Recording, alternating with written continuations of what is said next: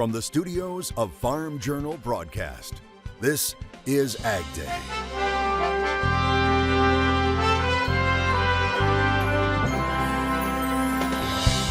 Rely on GPS to plant? How an issue out in space could lead to potential delays. And we're following two developing stories as more cases of avian flu are discovered in dairy cattle. USDA is taking additional steps to help producers impacted, while at the same time releasing its expectations for production this year. You know, you've got to think that it's not necessarily bullish. With corn and soybeans making some big gains after the release of the report, what it all means right now on AgDay. AgDay, presented by Pioneer. What's next happens when blood, sweat, and tears meet rain, wind, and sun. Pioneer. What's next happens here. Good morning, I'm Clinton Griffiths. USDA is predicting farmers will produce a smaller corn crop this year, while it's predicting a big boost for soybeans. The agency releasing its yield and production expectations for the season on Friday.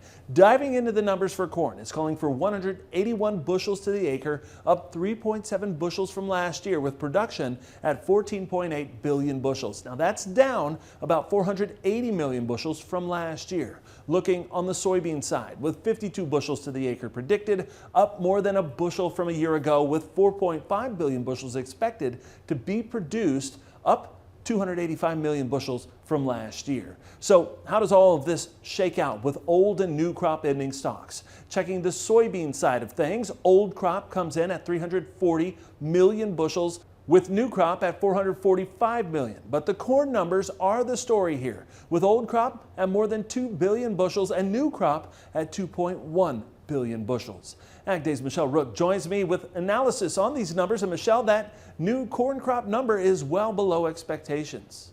Yeah, that's right. While both were over 2 billion bushels, the ending stocks for both old and new crop corn were below estimates, and that's slightly bullish. Now, the report was bearish for soybeans with higher production and carryout than a year ago, while wheat numbers were nearly neutral. But yet the market reaction was positive, which market analysts say is a good sign.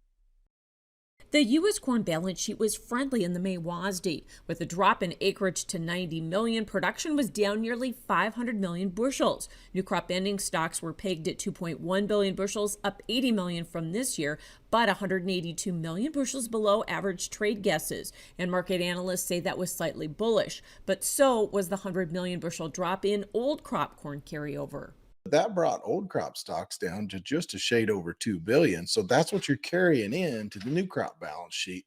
You carry that in, and you've got 90 million acres planted. Even with a 181 yield, you come in at a shade over 2.1. If you'd have said that back in February that you were going to have a 2.1 for new crop balance sheet in the month of May, the first look, most people would have said there's no way, that's too low. So it's actually a manageable number. USDA did drop Brazil and Argentina corn production by a combined 4 million metric tons, but is still well above CONAB. Meanwhile, USDA left South American soybean production nearly unchanged again. And the domestic numbers in the WASDE were bearish for soybeans, with higher acreage and record yield and production. Almost 3 million more bean acres planted this year. That's what came out there in March. That's the number we knew they were going to use. Then they're using the baseline yield of 52. And so, if you're going to use those two numbers, that brings you to production significantly in excess of what you saw last year. And although USDA raised crush and exports by 250 million bushels, the new crop ending stocks swelled by 105 million bushels from last year to 445 million. Now on wheat, Bennett says the report was neutral, with U.S. production slightly below estimates at 1.86 billion bushels. Ending stocks were above last year at 766 million. It's down from expectations, but up from old crop stocks. And so, you've got to think that it's not necessarily bullish. And global wheat production was up 10 million metric tons despite a lower Russian crop. However, with the grains higher after the report, that's bullish. And Bennett says the market was more focused on weather and fund short covering. I'm Michelle Rook reporting for AgDay. All right, thanks, Michelle. We know you'll have much more on this coming up in Markets Now. It's now reported there are 42 dairy herds infected with H5N1 in 9 states, with Michigan now reporting 4 new cases in that state. And USDA is announcing help for dairy producers impacted by the virus. Now, it says it will provide up to $2,000 per affected premise per month for producers who supply personal protective equipment to employees. It will also provide up to $1,500 per impacted dairy facility to develop biosecurity plans.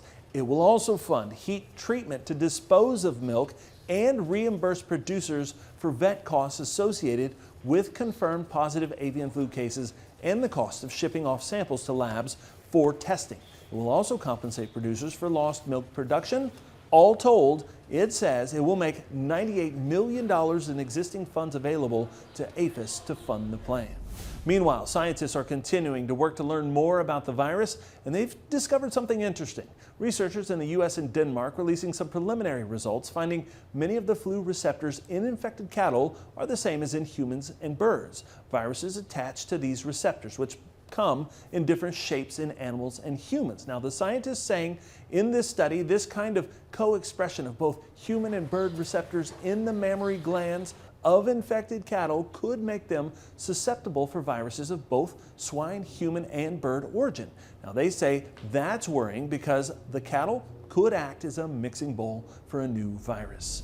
Heavy rains and flooding last week have some ranchers in Texas looking for lost cattle. Pictures and video shared by 2 people in the area of Stillhouse Hollow Lake and the Lampasas River north of Austin. It's reported flood waters swept several cattle away. Some, like these, were found alive. Unfortunately, several others died in the waters, some getting stuck in trees. One veterinarian technician in the area telling us one family she knows lost 90 head in the flood waters.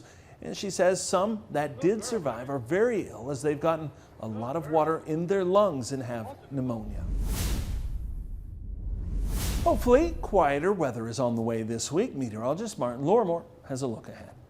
Yeah, it has been a bit of an active week this past week, but now we're starting to see things calming down slowly but surely as we get into this work week. Now past our Mother's Day, we're still seeing a little bit of the rain moving across the center part of the country for our morning today. But as we get into our Tuesday, that rain will move its way from the center part of the country into the deep south, where they could get several inches of rain, not just with this system, but as this one moves its way on and out into the Atlantic, we're going to be seeing another system rearing its way back up into the center part of the country. This will eventually make its way into the southeastern part of the country yet again as we get into our Thursday and Friday. So more of this rain going to be continuing to move through as we head into the next several days. If you want to get that planting done, it's a little more difficult, especially with all this rain still coming down. But places like parts of Kansas and Missouri that definitely need the rain sitting higher in the drought monitor, definitely going to be looking forward to seeing some of that rain for this part of our work week. And speaking of planting, it's underway for Jason in Carmon, Manitoba. Jason telling us it is a beautiful morning to get an early start putting that corn in. Here's to hoping you have a great season, Jason, and all of you farmers out across Canada and the United States. A lot more on that forecast coming up. A chance for millions of people to see an aurora Friday night and into the weekend came with the risk of radio and GPS disruptions for farmers in the field. On Thursday, NOAA's Space Weather Prediction Center issued a severe G4 geomagnetic storm watch. Now, it's the first since January of 2005.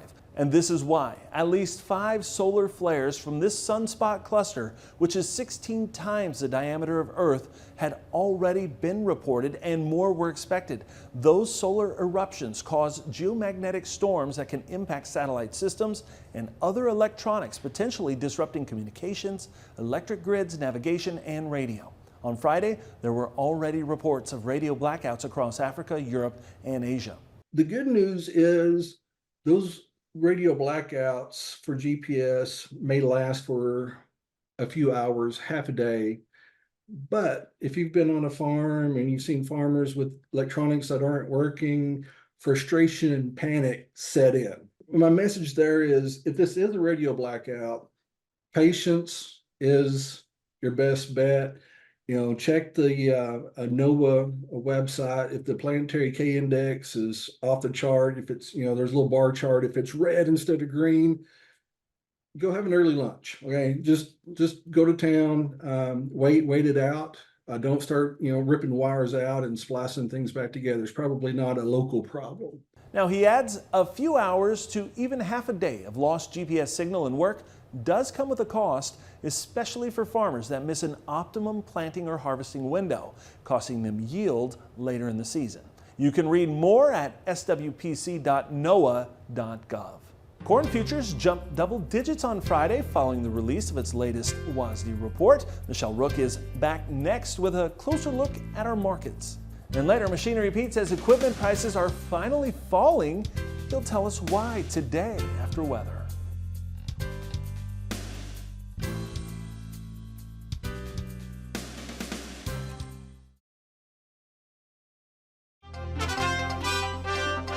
Grain markets trying to claw back and hold gains following the latest WASDE report. Michelle Rook has more on the market reaction in Markets Now. Grains were all higher on Friday after the WASDE report. Chip Nellinger, Blue Reef Agri-Marketing is with us. Okay, Chip, it wasn't like a super bullish report, constructive for corn, but we rallied across the board. And was that weather, fund short covering? What was it?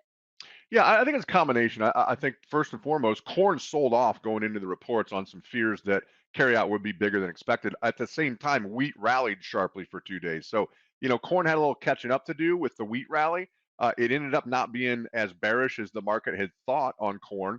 And then there's a weather component to it as well. Obviously, we are behind pace on planting. We've got a potential window of a few days coming up here, more rain forecast next week. And so it still is a weather issue, both here for planting and in Russia on their wheat. But at the end of the day, I think it's to your point earlier in the question, it's fund short covering, it's money flow that's really driving us more than fundamentals right now. Okay, so as we start a new week, Chip, what do we need to continue to feed the bull in terms of the weather story then? Yeah, I mean, obviously the 2-3 week forecast here is critically important, right? We got to get the rest of this corn crop in the ground and the rest of the beans in the ground. So first and foremost, it's going to be what kind of a window do we have here? Are they adding rain to the forecast in the extended time frame, or are they pulling rain out and warming temperatures up? That could really either extend the rally and cause more short covering and speculative buying into the corn market, or are we seeing that weather window and planters rolling and warming temperatures and it's going to cap us? So in the short run, it's all about the 2-3 week forecast here of rainfall and temperatures in the Midwest. And on the wheat, obviously, Russia has front and center attention right now as to whether they get some rain for their wheat. And also, there's been some talk about some potential freeze damage over there as well in their main growing areas. But we also have CONAB numbers out on Tuesday. That's also something we're going to watch on the South American side, right? For sure. CONAB is going to have a lot of sway. Typically, they come out the same day as USDA. The schedule's off a little bit in this month. And so we saw the USDA come down on their numbers a little bit, probably no more than what the market had expected or anticipated. The question is going to be, does CONAB continue to cut, or have they stabilized in raising those numbers? At the end of the day, I think what is going to determine who's right is the acreage situation. Thanks so much, Chip Nellinger, Blue Reef Agri-Marketing. We'll have more AgDay coming up. Watch Markets Now with Michelle Rook on the Farm Journal YouTube channel, keeping you updated throughout the day on the markets at the open, midday, and close. Find out what moved the markets today and what to expect the market to do next.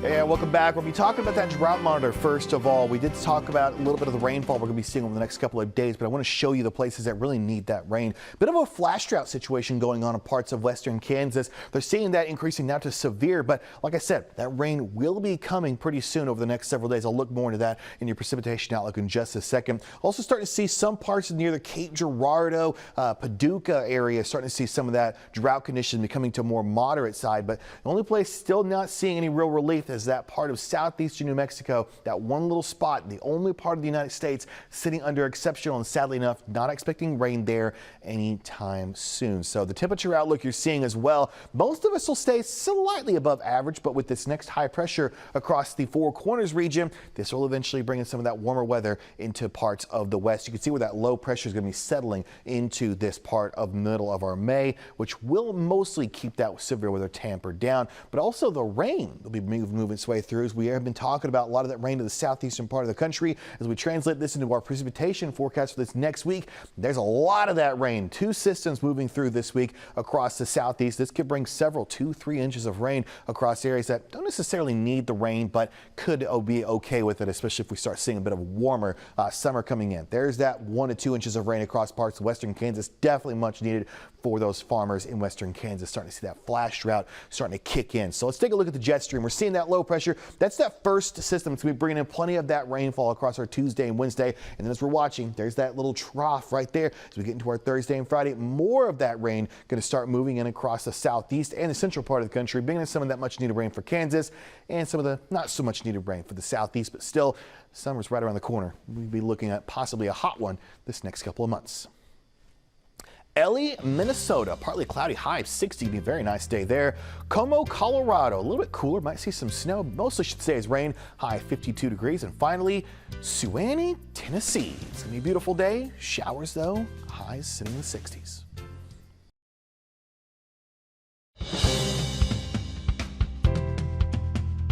While auctions are the name of the game for used equipment and machinery, Pete, you could soon see new equipment at auction. Reuters reporting ag equipment sellers are dealing with an excess of unsold tractors and combines right now. It's due to falling crop prices and higher interest rates. The report says dealers are responding by halting new orders, offering heavy discounts and favorable financing terms to reduce inventory levels, and even auctioning equipment. The Association of Equipment Manufacturers reporting so far this year the sales of all tractors is down 10% and combines are down 13%.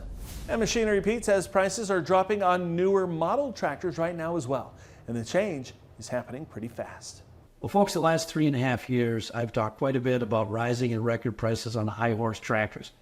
Now here in 2024, yes, I'm still seeing strong, solid pricing on nice condition older units, but no question we're seeing softening prices and values on late model high horse tractors.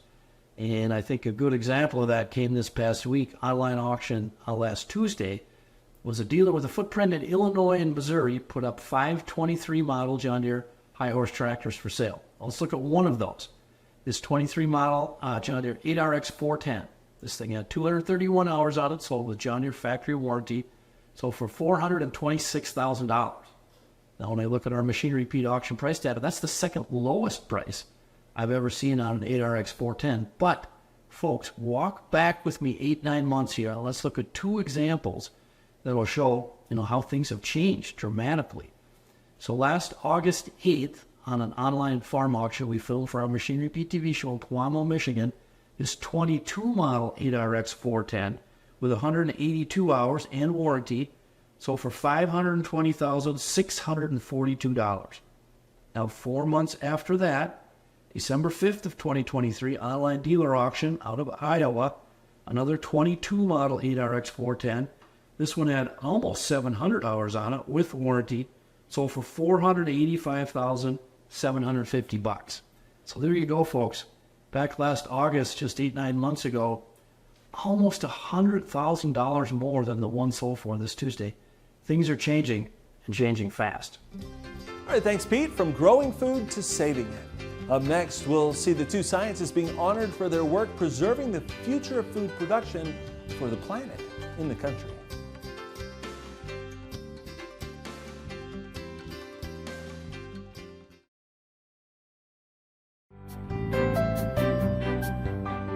Two scientists have been named this year's World Food Prize laureates. They are Dr. Jeffrey Houghton of the UK and Canada and Dr. Carrie Fowler of the US. The selection committee says they were chosen for the honor due to their long-standing contribution to seed conservation and crop biodiversity. Now, the 2 men played key roles in establishing the Svalbard Global Seed Vault in Norway, which we've talked about before here on AgDay and in Farm Journal magazine.